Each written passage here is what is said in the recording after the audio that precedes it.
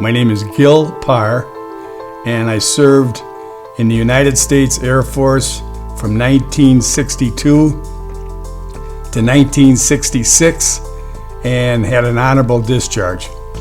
When I went to vote, it was for a school board position.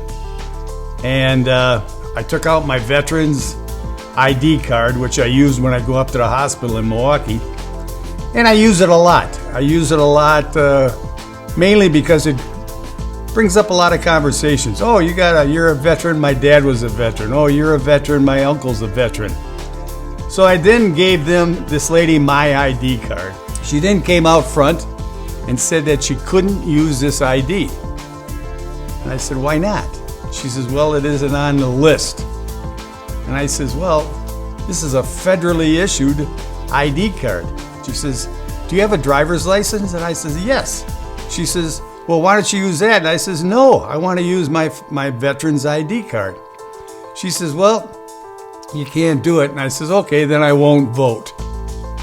And I walked out. Like I say, it was a principle of the thing.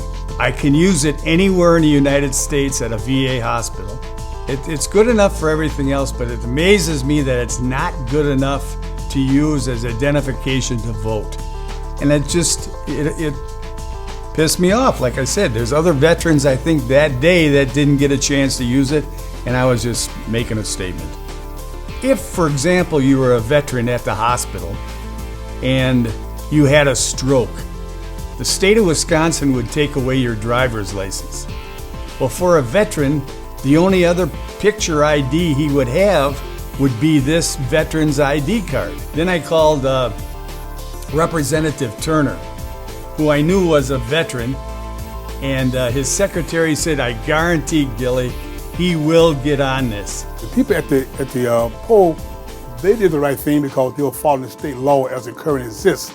But by the same time, I was concerned that why wouldn't a veteran be able to use their government-issued ID card? Well, the bill that I introduced now would only amend the present law that would allow veterans to use their government-issued identification for voting purpose.